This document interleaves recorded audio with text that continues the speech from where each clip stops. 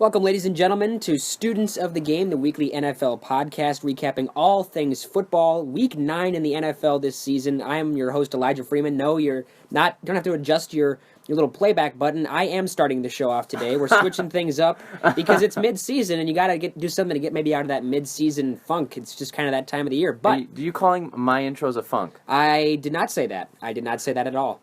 But I will say, Justin Dade, my co-host on this show, we got to talk about some of those big wins in the NFL this past week. What happened in terms of big wins for some teams around the league?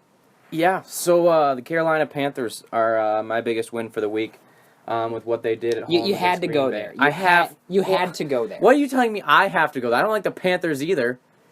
But you just picked this because you wanted to just needle That's the Packers. The biggest win of the week is Carolina proving themselves 2 weeks in a row against good teams, being able to beat them and proving that they're an elite football team right now. The way that they've been playing on defense, they almost gave it away at the end.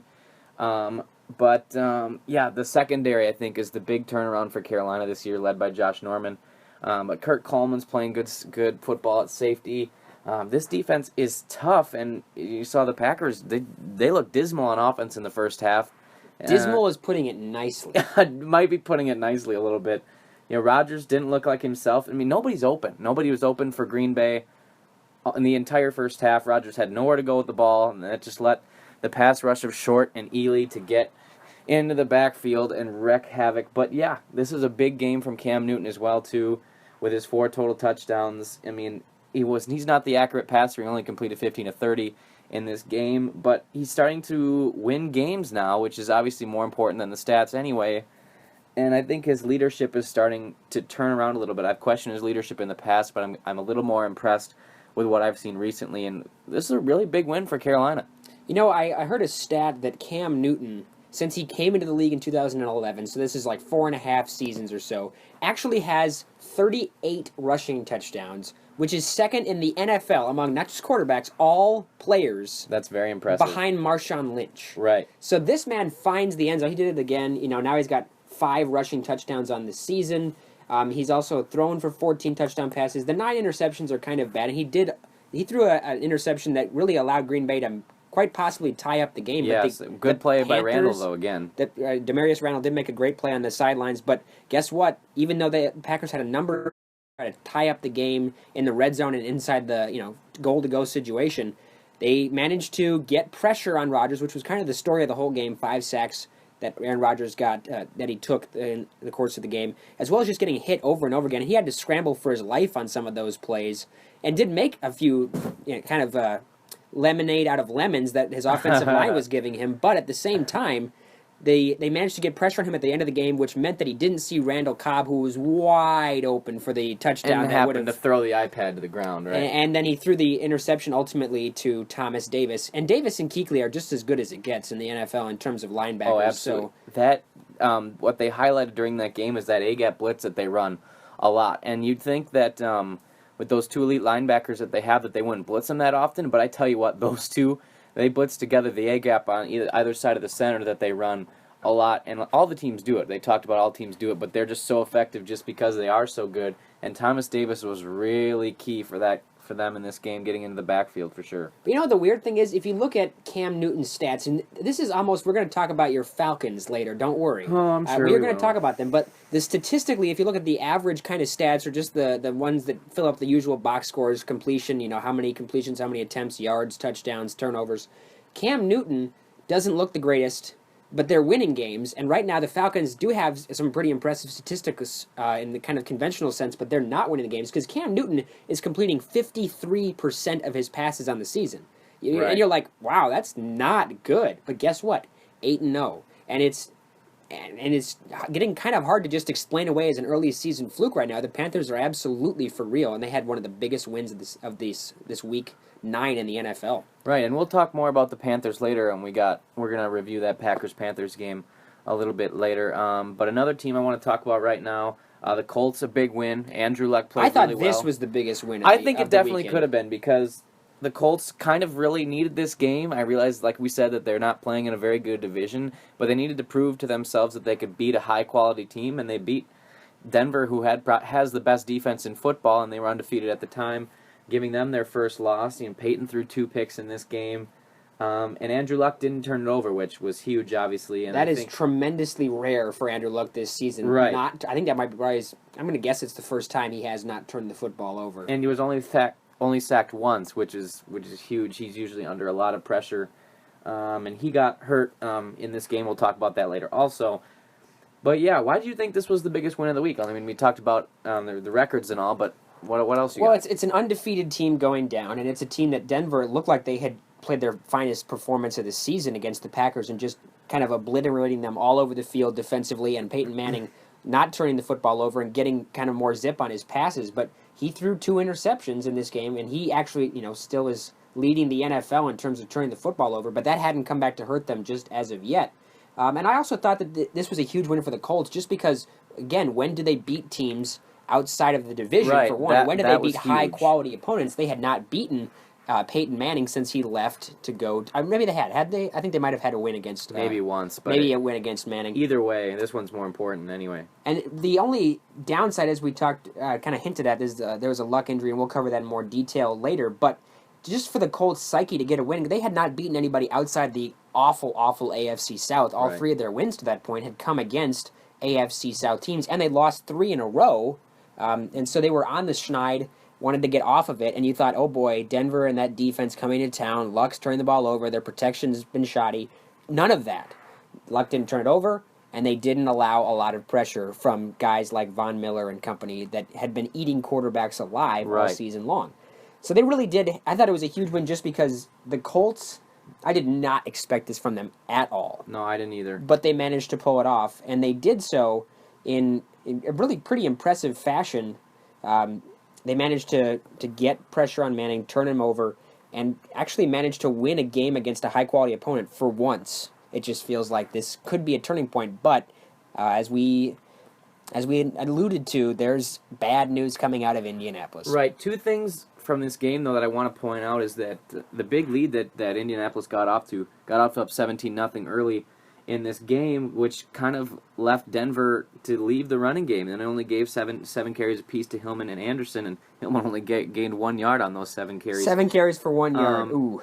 And that was huge. Denver, we know, if they're a pass-happy team, then teams can start getting after Peyton, and Peyton has to throw a lot, which isn't what they want to do. They said everybody they want to run the football more this year and let Peyton lean on the running game, but you can't when you're down 17-0 early. And the other big thing is that the Colts did the opposite. They stuck with it. Even though Frank Gore ran for 83 yards, those 28 carries were important, that they didn't abandon the run, which probably also helped the pass protection from Luck in this game. So yes, the Colts did get a huge win. It was not without its own cost. But as we move on, how about the Minnesota Vikings and their victory? They are one of my favorite teams right now. They managed to get the win at home against St. Louis, who played them very close. And that's kind of seems to be what St. Louis does. They never get beat by a lot, but they do get beat more often than you would kind of expect with the talent that's on the roster. But as it is, the Minnesota Vikings are all of a sudden 6-2. No one's really giving them a lot of love, so give them some love, Justin Dade. Well, I just love this team, and I've spoke highly of Mike Zimmer before. But what Mike Zimmer has done is he's gone defense first and really relied on and just banked in the development of Teddy Bridgewater and the assurance of Adrian Peterson being with the team this year. And they built that defense with all the draft picks that they've piled in there. With Barr, Waynes, Kendricks. I mean, they're throwing all of their talent on the defensive end, and that's been huge. And I thought this game was going to be really good. I wish we could have watched this one because I know these two teams are very similar in the fact they both are run first and they got great defense. So I would have liked to have watched this game a little bit. But yeah, the running backs played well in this one. Adrian Peterson got the upper hand over Gurley. But yeah, this is a big win for Minnesota, improved to 6-2. The only issue is that things were kind of in jeopardy when Teddy Bridgewater got absolutely destroyed on a slide when he was just trying to scramble for some yards, pick up a first down. He was out cold, it looked like, for a little while there. The concussion protocol, he's apparently passing tests with that, but you never know with that concussion stuff.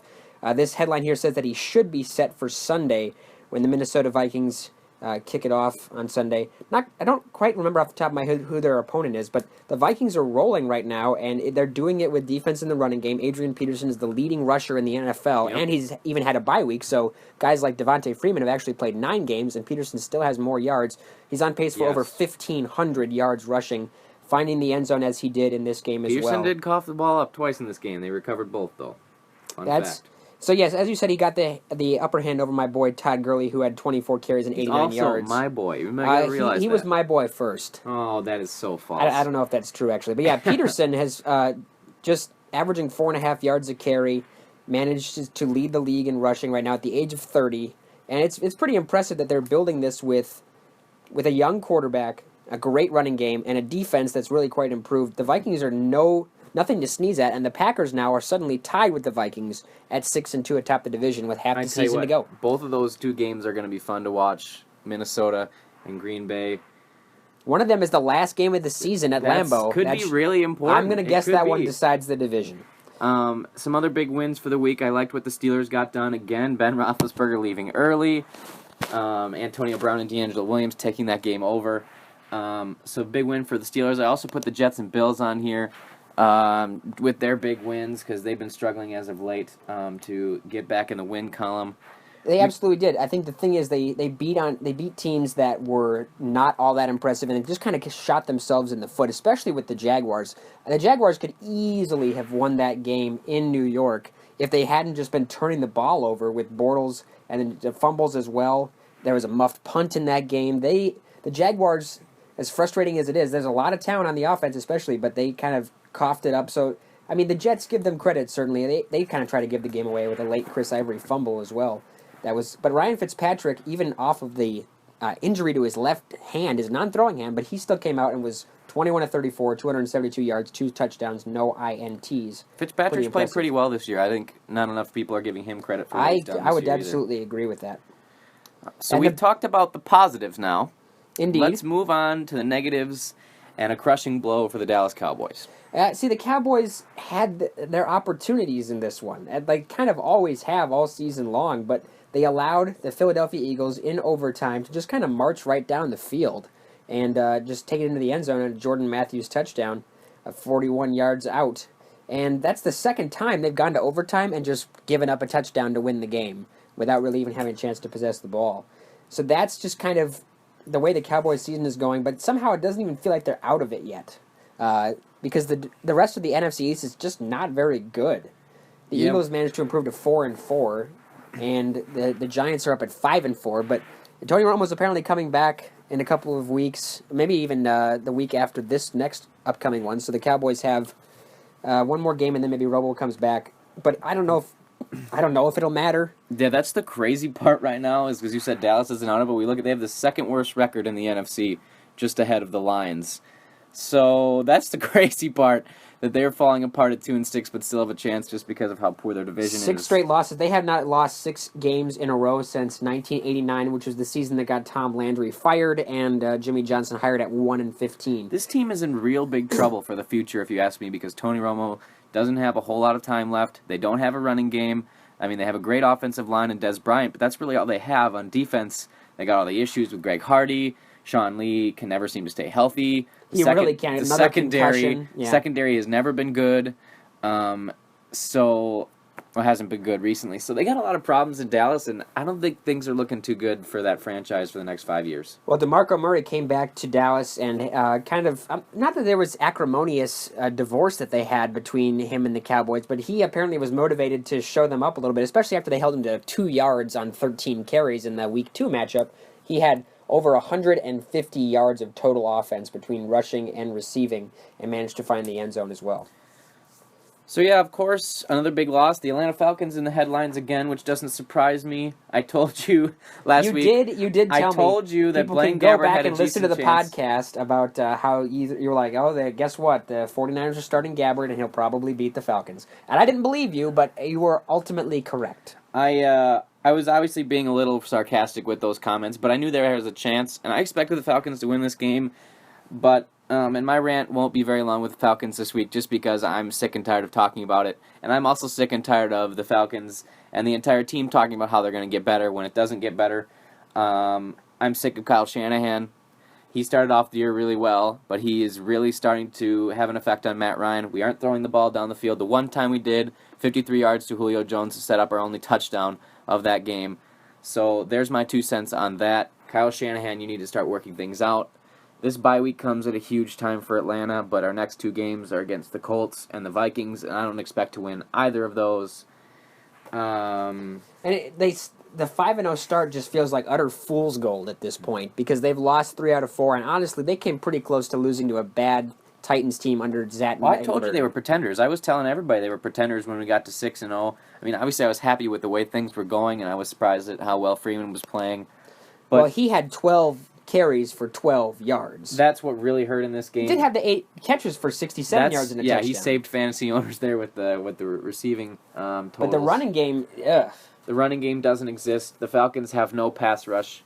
We were told it was going to get better. It hasn't. Vic Beasley's done little to nothing. He had 1 interception in this game because he was playing a linebacker role. Hint, hint. Maybe that's what he should be playing instead.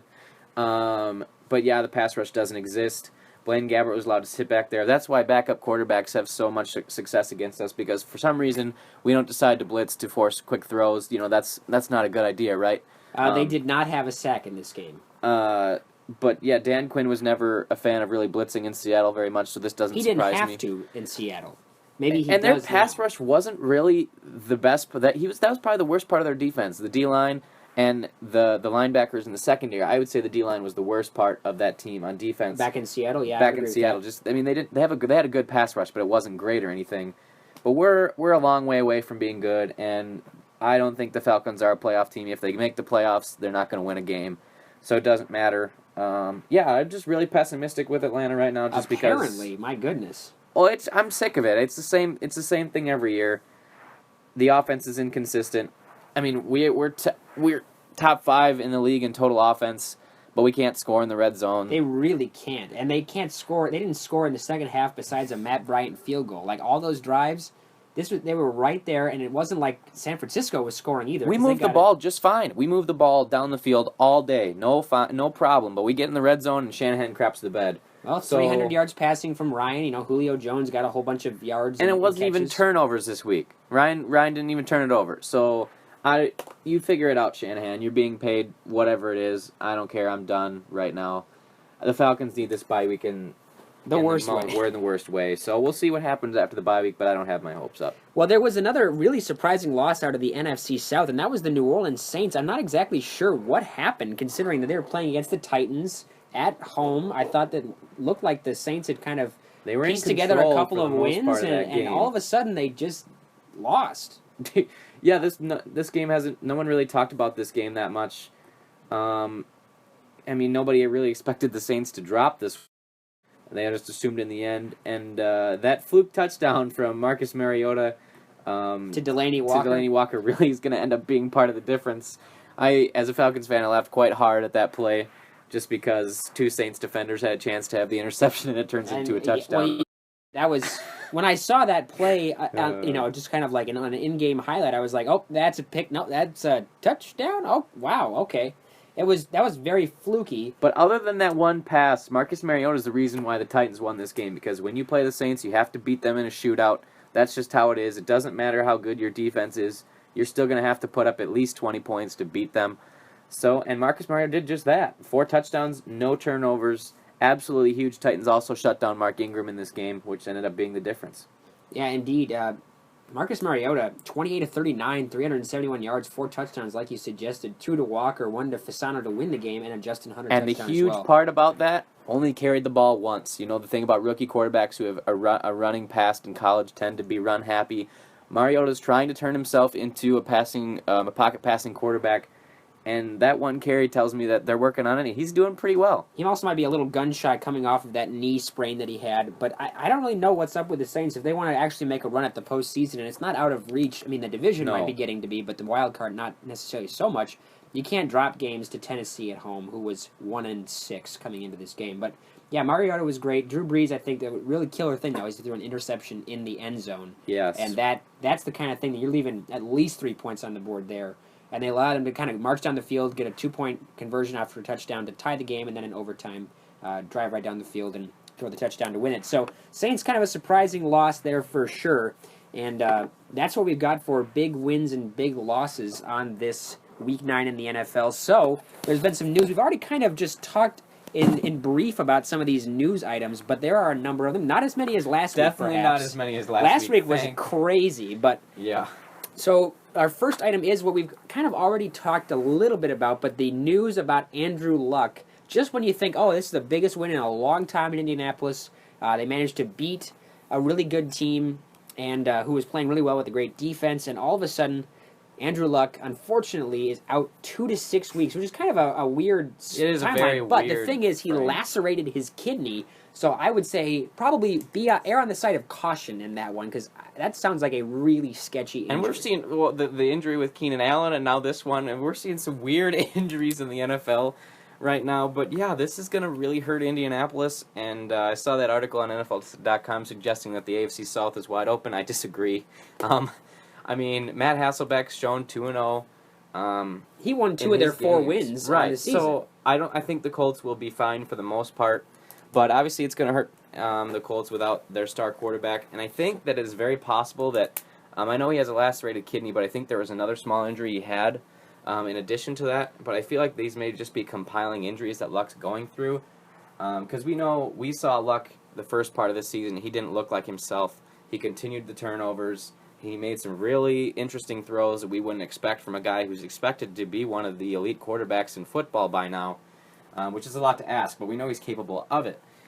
So I think this will be a good time for Luck to focus on getting healthy for once instead of putting himself out there. And I think we see a much better Andrew Luck once he returns from this injury, whether it's 2 weeks from now or 6, apparently. Well, yeah, that's the thing. It's hard to say exactly when he'd be coming back, but the nice thing for the Colts is they do have a bye week now because they're at 4-5 there. Right.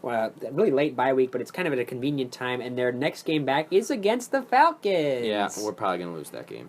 So yes, Matt Hasselbeck is obviously very competent and capable. Won them 2 games, didn't turn the ball over, and managed to, even at the age of 40, still play some pretty solid football. But it is kind of just unfortunate coming off such a huge win that they have such an unfortunate loss of their starting quarterback, who, again, hadn't played well at times this year, but just really had a great game against a high-powered defense. Yeah, we got other quarterback news, injuries. Right now, we got Big Ben. Found out that he's got a minor ankle injury. He's saying that he's not going to rule himself out, but with my quick analysis that they're playing the Browns. And they are playing the Cleveland Browns. I would say Roethlisberger's a little more on the doubtful side, just because why risk it? I think that'd be just fine without him running the ball with D'Angelo Williams. Who was outstanding, by the way. Yeah, we'll get to that discuss that in a bit. But going back to that Indianapolis versus Denver game, there was one of the just most bizarre things that I've seen in the NFL in a long time, and kind of a little scuffle that was going on. Right. Von Miller was getting into it was it an offensive lineman, I think it was? I actually haven't seen this play yet. The play, basically what happened, I'll summarize it for you and all those listening, is that Aqib Talib runs up into a situation where he's not really even involved. It's Von Miller's going at it with a Colts player. And then Aqib Talib just decides to come up and poke this Colt in the eye. Was it a deliberate poke? Like yes. a WWE move? Like 2 fingers and everything. He just comes running up into it. Maybe I should just... What in the world? Maybe I should just kind of pull this up here, but I don't understand what on earth he was thinking. You can't possibly be serious, Aqib Talib. Like, that is one of the trashiest, classless,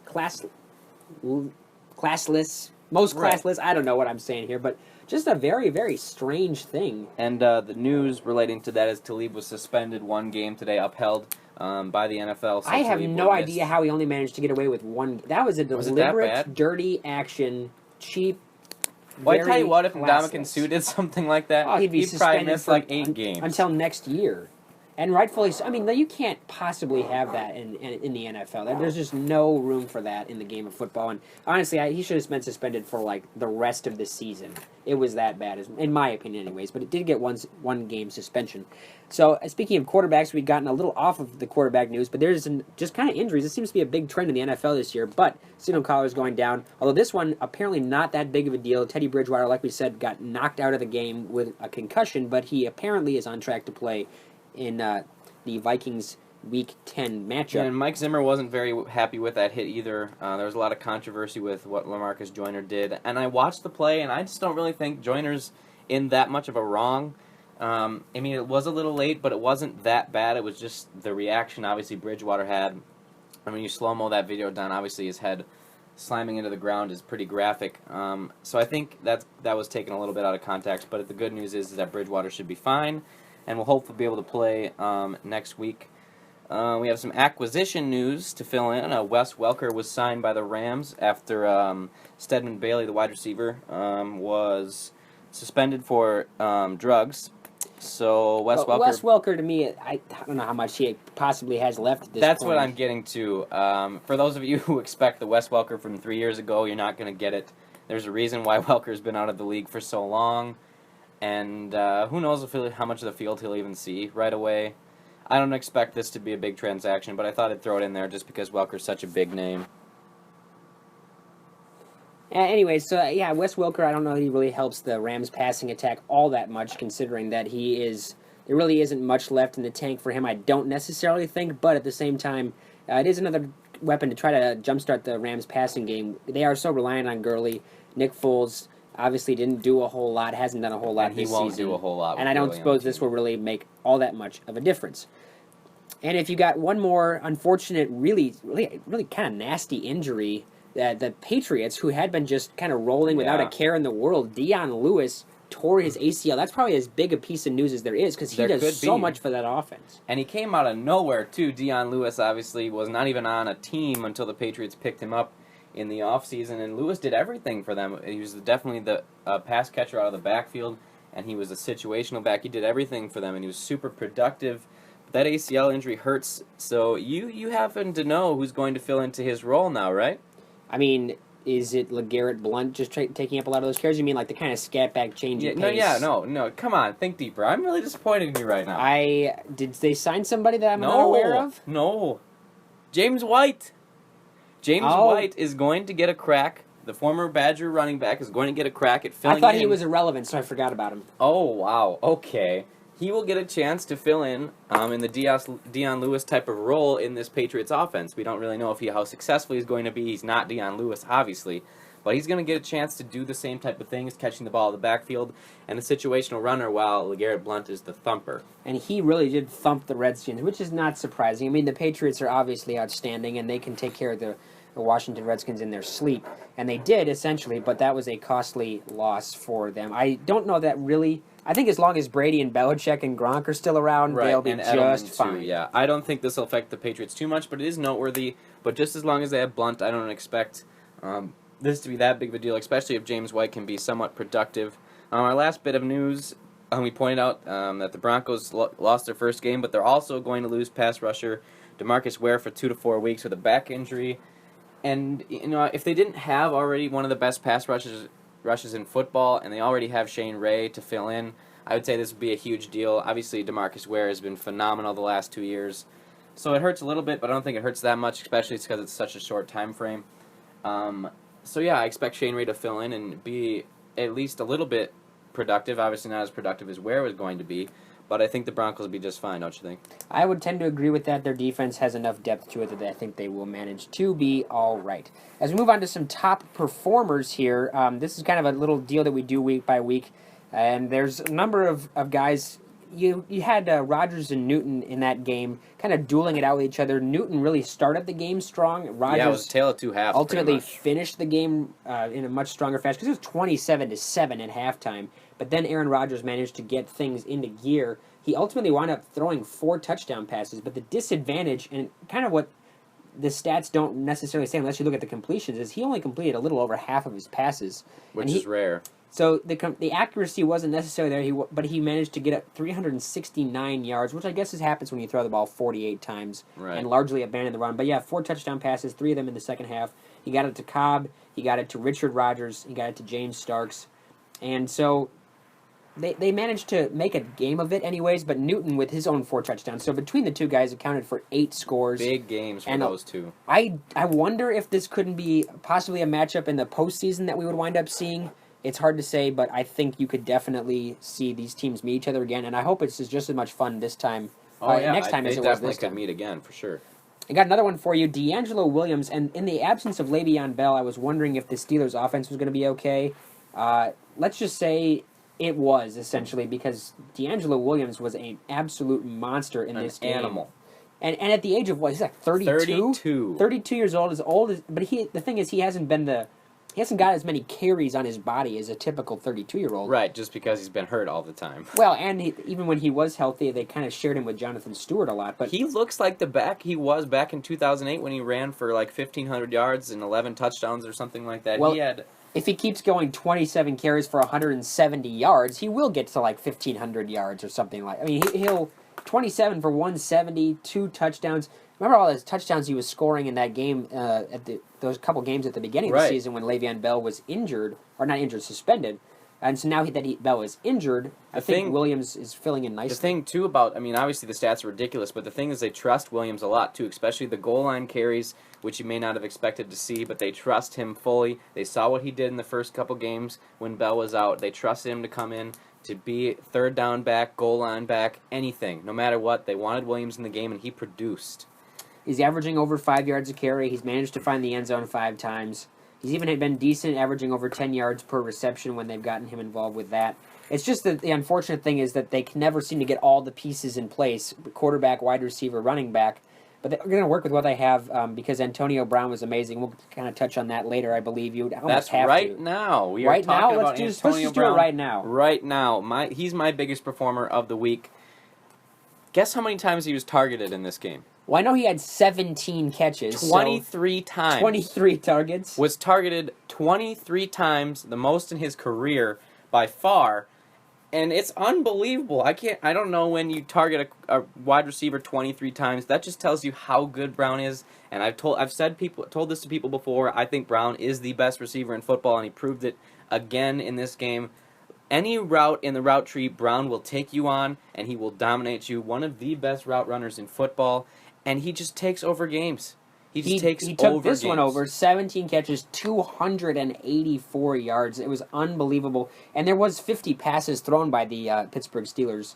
So basically every other pass was to Antonio Brown. And why not, honestly? And even when Ben came out in the last drive in order for the Steelers to win that game, the 53-yard pass to Brown where he took the inside slant, outran the entire defense all the way into Raiders territory to set up that game-winning field goal, which is huge, which is just more. That's kind of the type of the plays I think they're going to try and get Brown involved in with Ben probably out for next week against Cleveland, is those short passes that Brown will use his playmaking ability to take the ball after the catch and do great things with that. Another wide receiver that I was really impressed with this week, finally, Sammy Watkins.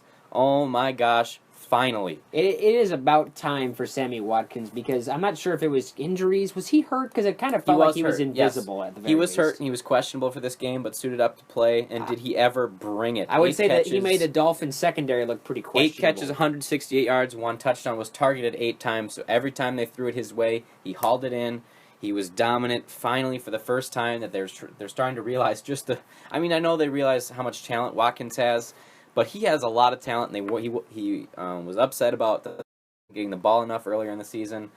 And I think 8 targets is right about, maybe even near the minimum side of what he could be seeing. I'd like to see 10 every game. They need to get their playmakers involved in that Bills offense. Well, there are some playmakers, and they were running the ball very, very effectively as well. Between LaShawn McCoy and Carlos Williams, they both got over 100 yards rushing. So big game for that Bills offense. The Bills managed to be very impressive in their beatdown of the Dolphins at home. They almost doubled them up, and it was pretty impressive.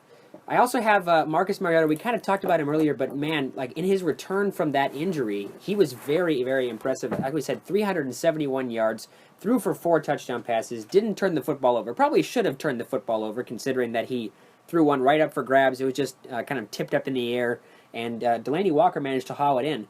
But this was probably the finest game that Marcus Mariota has played, certainly since that Week 1 just kind of beat down of the Buccaneers in his first actual NFL game. But he's thrown 13 touchdown passes on the season, and that's with missing a couple of games. So very impressive from Marcus Mariota. Yeah, good game from Mariota.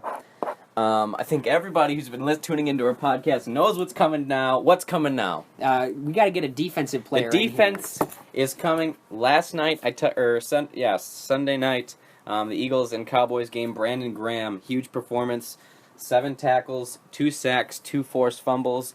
I watched the highlights of the game this morning. No highlights of Brandon Graham of the entire 6.5-minute highlight video on NFL.com. I was very depressed to see that. Gotta give more respect to the defense. That's the thing, and that's what we're trying to do on this show. That's maybe more specifically what you're trying to do on this show. So That's definitely what I'm trying to do. That is our top performers at this point. There was some good ones. We probably didn't even touch on all the guys that you could have thrown in there, but that's just a taste of what happened in the NFL this week, and there was some very impressive dudes. Now, the other thing, we kind of get into this discussion idea, and we had already talked about how the Panthers managed to improve this to 8-0. They are the undefeated team of the NFC. They are 2 games ahead of everybody else in the NFC, whether that be the Cardinals or the Packers or the Vikings. So, are the Panthers the Super Bowl favorite? That's a weird sentence to say. It's a very weird thing to say. But you're 8-0 and you win at home and on the road, and Panthers Super Bowl? Question mark? To you, Justin. I'm going to try and avoid as much bias as I can as a Falcons fan. You hate this team. Well, I don't like the Panthers at all, but I have more respect for them, obviously, than the Saints, just because that's the biggest rivalry we have. I do like this Panthers team, but I am worried because I feel like once they play an elite defense, I think that they'll finally finally show their weaknesses on offense. The number one priority is obviously stopping the run against Carolina, but that doesn't mean just Jonathan Stewart. That also means containing Cam Newton and keeping him inside the pocket. And then once you do that, and then you got to put 2 guys on Greg Olsen at all times. He is a monster. Not at all times, but you need to make sure that Greg Olsen doesn't get open because he's their only real legitimate receiving threat. And I know that Ted Ginn and Corey Brown come in sometimes to play and contribute decent amounts, but the defense is really what's keeping Carolina afloat right now. And even though what we saw against the Packers, I still think the Packers are the favorite in the NFC right now, just because Aaron Rodgers versus Cam Newton. I'm going to take Rodgers every time. Cam Newton is a great player, but he's that great quarterback yet when it comes to accuracy in the pocket. I like Rodgers, and I think that the Packers are going to start to figure things out more as they try to get wide receivers healthy. I think Devontae Adams is going to be big down the stretch for them. He's starting to get a little more healthy, but he really needs to step it up. And so does the running game for Green Bay if they're going to want to have a chance. So I'm going to leave it as a question mark. But I think it's definitely between the Packers and Panthers right now. I don't think you can leave out the Arizona Cardinals and possibly even the Minnesota Vikings with how good their defense and running game can do, which I know can play pretty well when it comes postseason time. But I don't think you have to give the Panthers their due. They didn't take their foot off the gas kind of and allow the Packers back in this one. It was 27-7. I mean, give the credit to the Packers for making a comeback, but anytime a team makes a comeback, that requires the other team to kind of let them back in it almost. So I'm going to say the Panthers will be just fine. I guess maybe there's a bias here of kind of a pessimism about my own team. I expect them to do well, and when they don't, it's just kind of like the sky is falling. Are the Green Bay Packers in trouble, Elijah Freeman? Here's the thing. They really couldn't seem to protect Rodgers. I think in some cases he held the ball too long. But that's the reason why is that no one was getting open, so the receivers can't seem to create separation. Therefore, the offensive line probably looks a little worse than it is, but at the same time, it's not as leak-proof as it was last year. Their O-line last year was outstanding. Probably not so much this year. Rodgers completed half his passes. That's it. And he has had a string of subpar games before this one. It was kind of the whole first half was also rather subpar. So you look before that, he had a really awful game against the Broncos. We also know about the game that he had against the Rams where he turned the ball over 3 times. So really, the Packers have not been playing at peak offensive performance probably since September. Possibly, I'm not sure if there was a game in there that you could say, oh man, the Packers were clicking on all cylinders. Kansas City Monday night game in week 3. They had a tough one. They didn't really score a lot of points against the 49ers. And just so when they run into elite defenses, it's a buzzsaw, and they just don't manage to get out of there. And I think this is the absence of Nelson. Something's wrong with Lacy. I don't exactly know what it is, but he's not very good. Don't get my piece on 5 carries for 10 yards. So, I mean, even James Starks, you could say, oh, well, he can do some things. He had a nice touchdown. That he had 6 catches, 83 yards, and 10 carries for 39. So that's not awful. But James Starks that's probably not your best bet if that's the running game. And it seems to be because right now Lacy is nothing. And therefore, the defense managed to, I guess, stop the bleeding for long enough to allow the offense to get back in the game. But they were fighting each other on the sidelines, for crying out loud. Yeah, that first half was brutal. I watched most of this game. Clinton Dix looks lost. He really does. He looks lost. They gave up deep passes down the field. Tons of deep passes. Look, if you look at some of these long gains for some of these wide receivers, 59-yard pass for Jericho Cotchery, a 52-yarder for Devin Funchess, a 39-yarder for Corey Brown.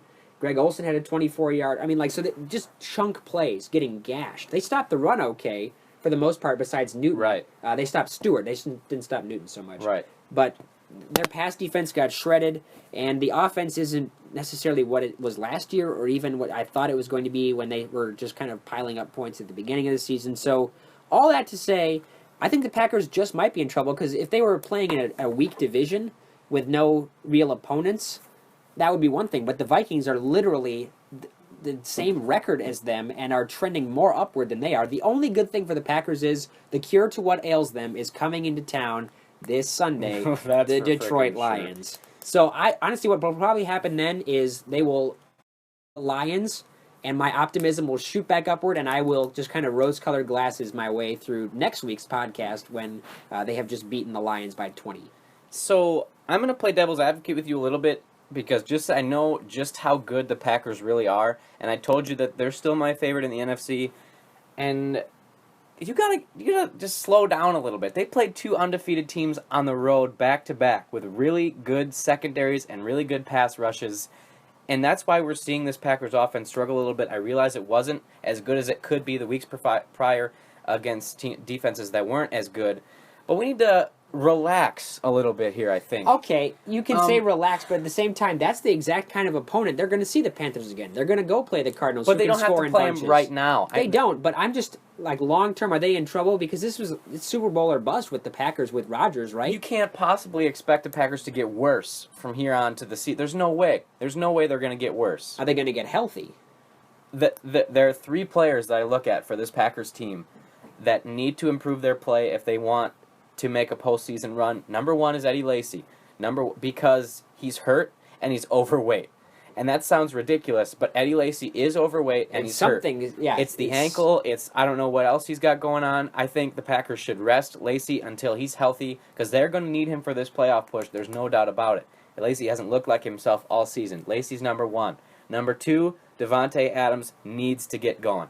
He did wind up having 7 catches for 93 yards. They drafted him highly. Second round, correct? Second rounder, yep. He needs to produce like that second round wide receiver because they don't have Jordy Nelson to stretch the field anymore.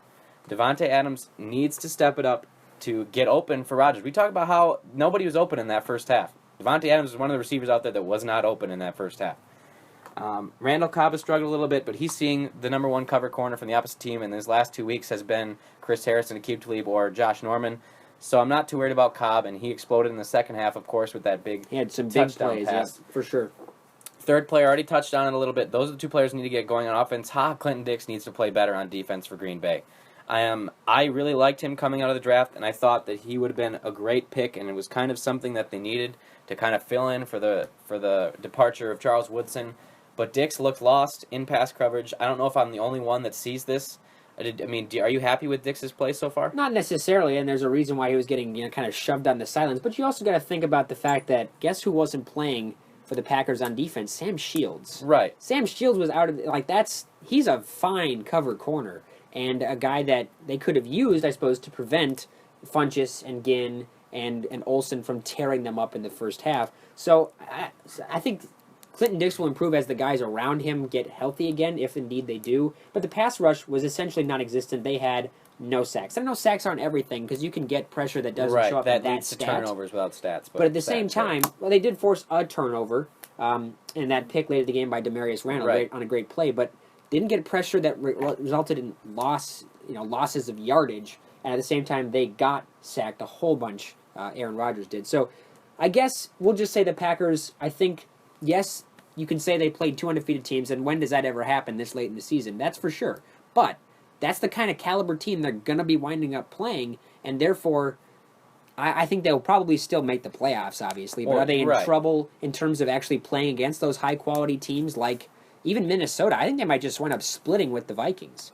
I think the Vikings I wouldn't be surprised can rough them up on defense for sure, and Adrian Peterson can probably abuse this Packers run defense like a number of backs have. So I guess that's my Packers rant. It was frustrating, but the I guess silver lining is they really did make a game of it in the second half, and Rodgers was doing some of his magic in finding guys finally. The thing with Rodgers too is he values not turning the football over so much that if he doesn't trust the receivers out there and they're not open, he's not going to throw it. And that's what accounts for taking so many That's sacks? what accounts for the sacks. It's the constant rollouts, the incomplete passes, him throwing it away.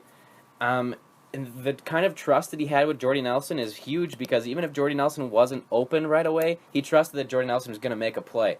And Randall Cobb is a player that he trusts. I'm sure he does. But I don't think he has that trust with Devontae Adams yet. No, I guess not. And that is something that's And possibly not with Jones. I mean, I guess Jones did wind up having only 2 catches. For this game.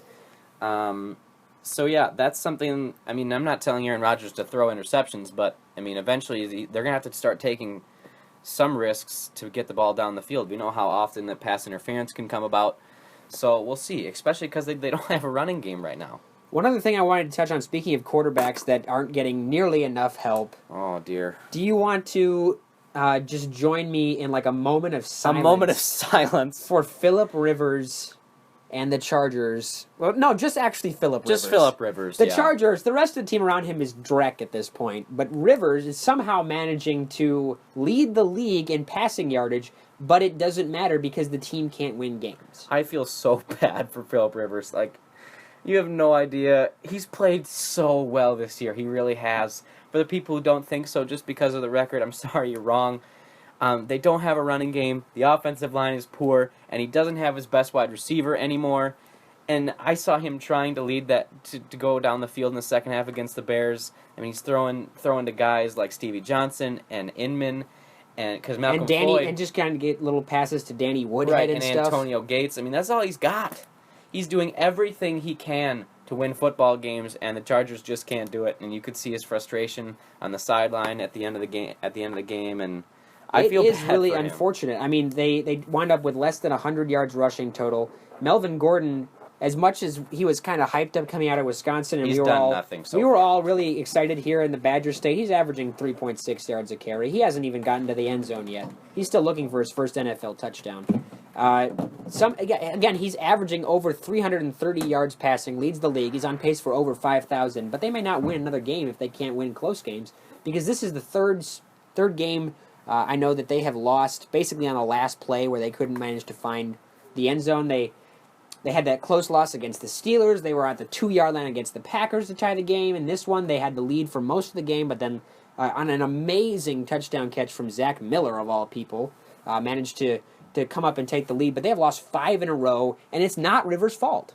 And the weird part is, I was going to touch on a little bit that this loss probably kicks San Diego out of the playoff picture. We take a look here. They're behind the Titans, the Jaguars, the Dolphins, the Texans. Teams like this we're expecting to be far ahead of them. Even the Ravens and how poorly they've played. They're behind all of those teams.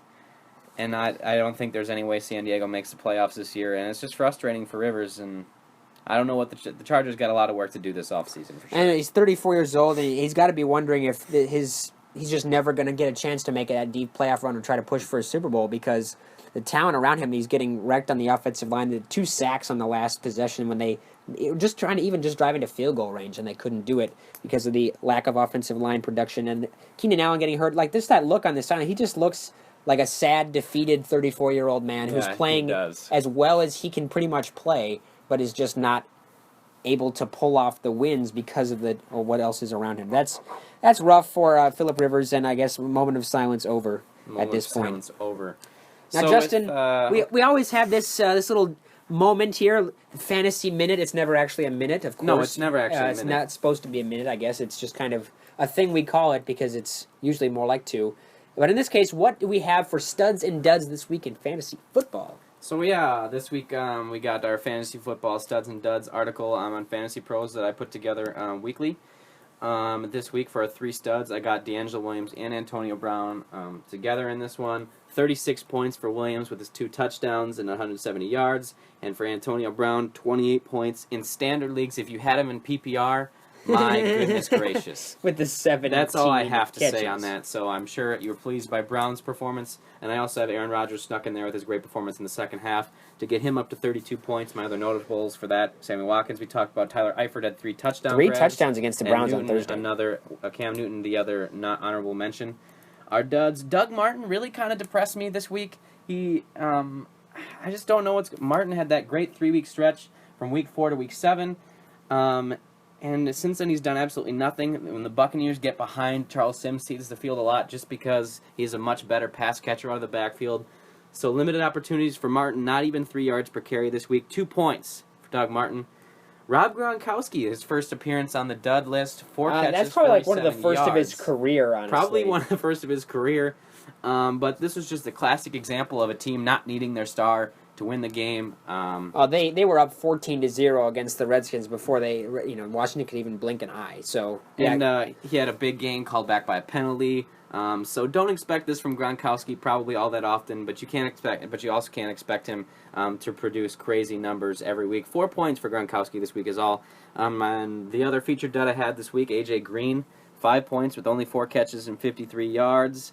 The disappointing part about this for me is Joe Hayden didn't play in this game, so we figured, that AJ Green was going to go off. He didn't have to worry about Joe Hayden, but that wasn't the case. Tyler Eifert... I think you got to chalk it up to the exact same thing you were just talking about. Doesn't even need him to beat the Very Cleveland true Browns. there, yeah. Only 6 targets he saw in this game. Tyler Eifert dominated in the red zone, so Green... That was the matchup they liked there. against Cleveland, and that's what they rolled with.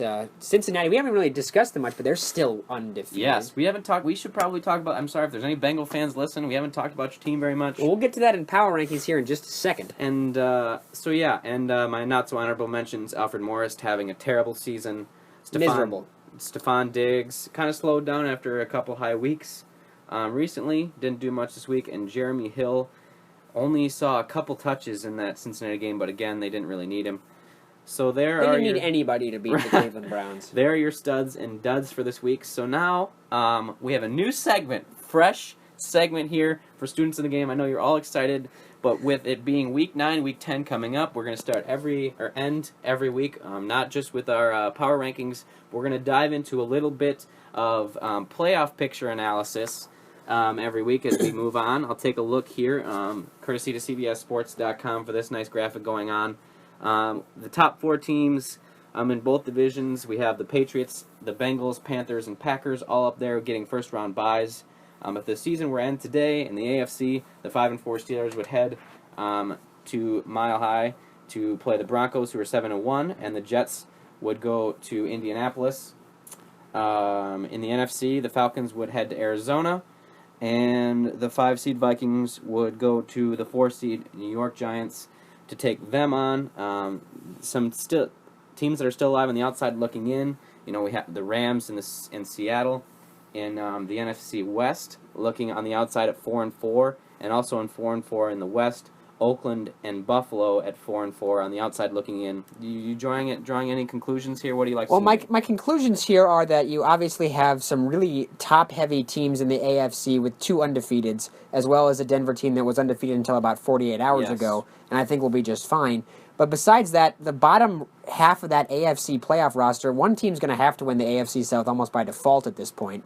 And then the Jets and Steelers are just kind of above Oakland and Buffalo, and it's not like those teams kind of aren't interchangeable, really, because Oakland beat the Jets pretty solidly, the week before last. So that bottom part of the AFC playoff roster is still wide open. I wouldn't even be surprised if, say, Kansas City got it rolling or something like that. They've won 2 straight and had their bye week. But I wouldn't expect even any of those teams in the bottom half, of those bottom 3 seeds of the AFC to really have any implication in terms of the actual AFC playoff picture. It's going to be one of those top 3 teams, New England, Cincinnati, or Denver. The NFC feels a lot more wide open because even like we said, you're not really entirely sold on Carolina, especially if they play against an elite defense with the lack of kind of like a true wide receiving threat, and if you shut Olsen down, maybe not a consistent basis from other wide receivers.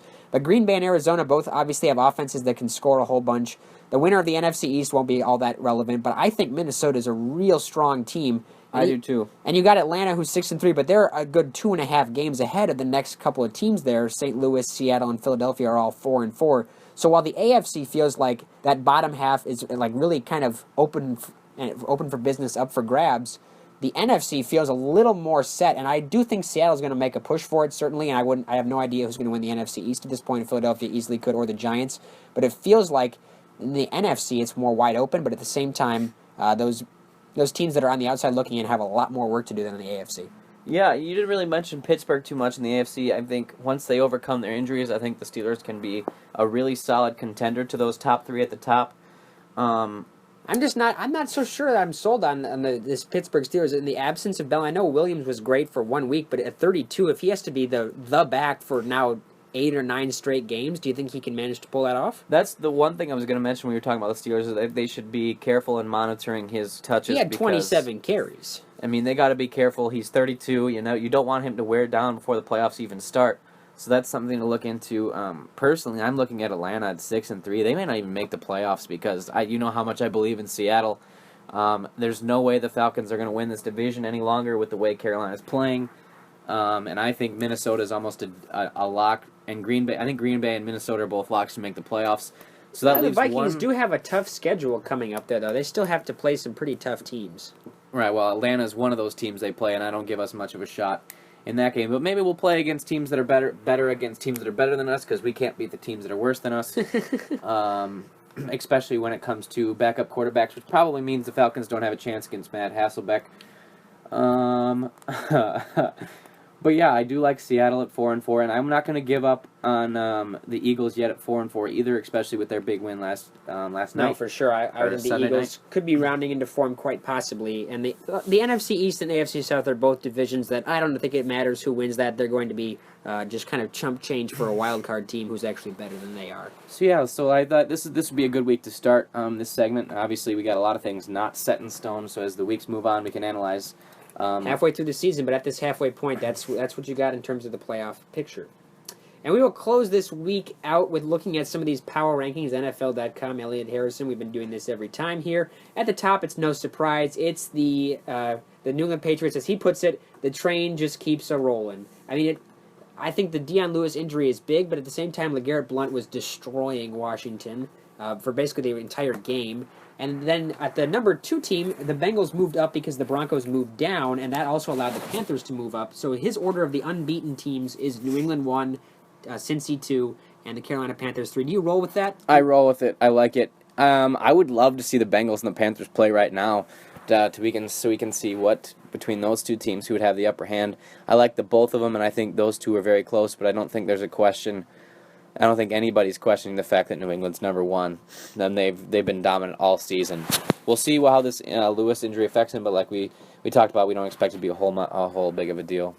And so that's number 1, 2, and 3. He's got the Denver Broncos having lost a game. Yeah, they're 7-1 now, and he has them at number 4. The Packers are still up at number 5. Stay put. Wow. He has not moved them.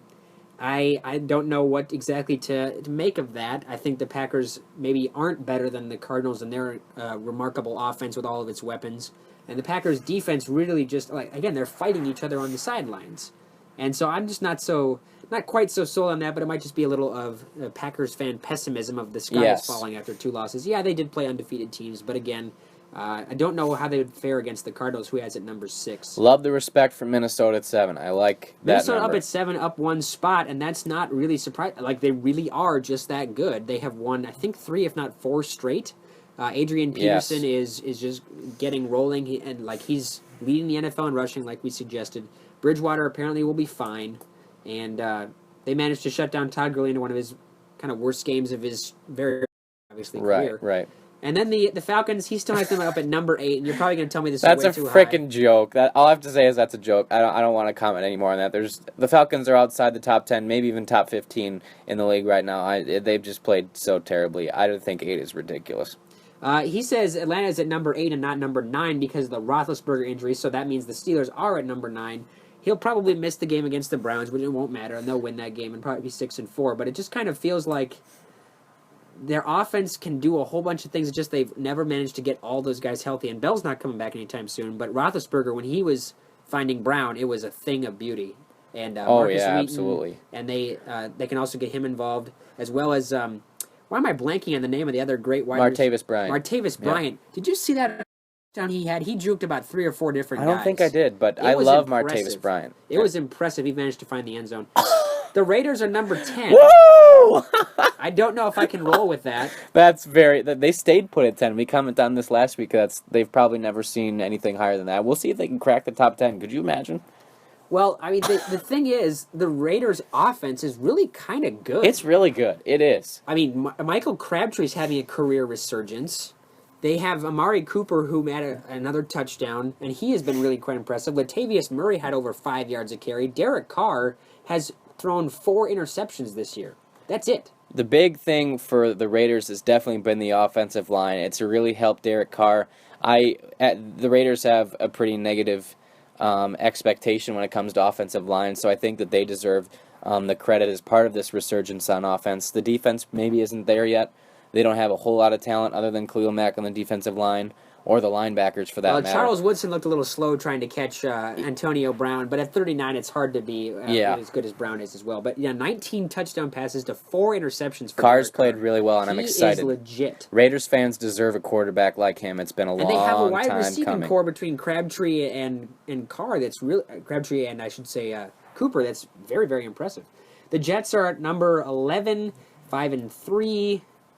Ryan Fitzpatrick's pretty good. And then we've kind of been commenting on this every week, that you drop past those number 10 teams, it's a lot of 500 teams and a lot of teams that you're like, well, I guess they're better than the rest of the league, but they're not very good. I see potential in those New York Giants. I don't know what it is about this time of year. I honestly don't. I do. I mean, we're going to have to agree to disagree. The Giants just are so uninspiring. They've played good football. They're 5-4. Eli Manning is not turning the football over anymore. He's not. And remember, we mentioned before, this podcast started number 1 in the league in turnover differential with plus 12. That's impressive, but at the same time, their defense can get exposed for sure. Yeah, they managed to, kind of fluster John Jameis Beeson Winston. hasn't played yet, for the most part. He's coming back soon.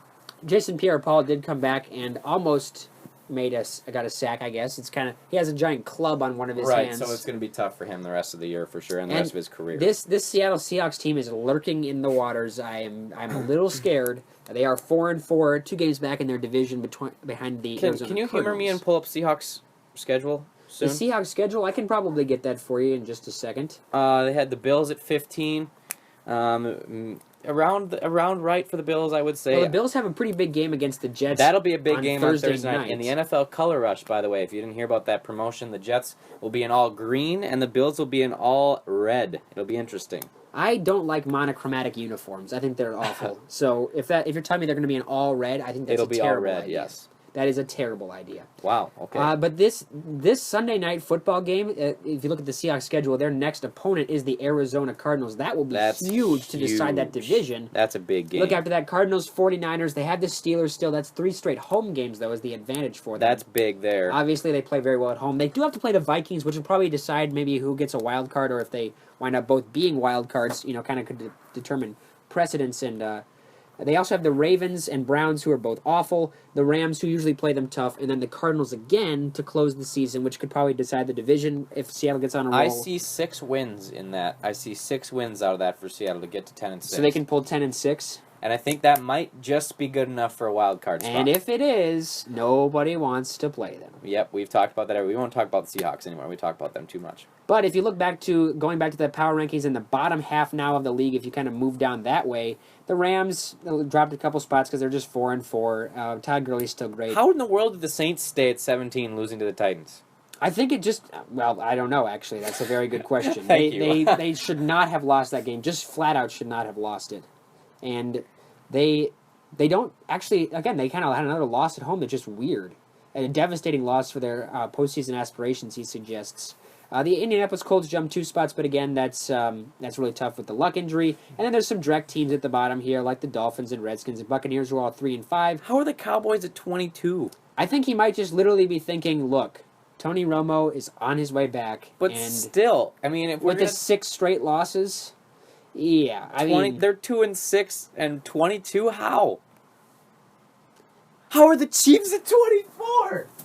Justin is freaking out at this point. How in the world? We talked about how much potential the Chiefs still have.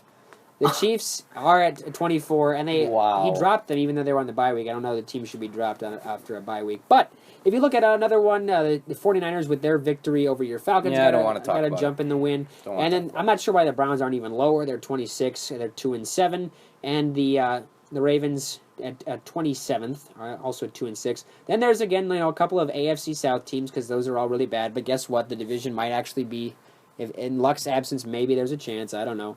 And then the Chargers, and we already talked about, basically, as in his entry on this article, it just says, I get no help, about 30 times, Phillip Rivers, either in third grade or early Tuesday morning. So that's essentially sums it up right there. The Jaguars, like I said, need to stop shooting themselves in the foot because their offense really can make plays with Bortles and the Allen boys. Yes. And TJ Yeldon also making an impact. And the Lions had a bye week and then fired a whole bunch of people, as we talked about last week. Yep. And again, they're playing the Packers, which means I think the Packers maybe get back over on or track. under 30-point win for the Packers? I'm going to say it's going to be under just because I don't suppose they will win by more than 30, but maybe 20.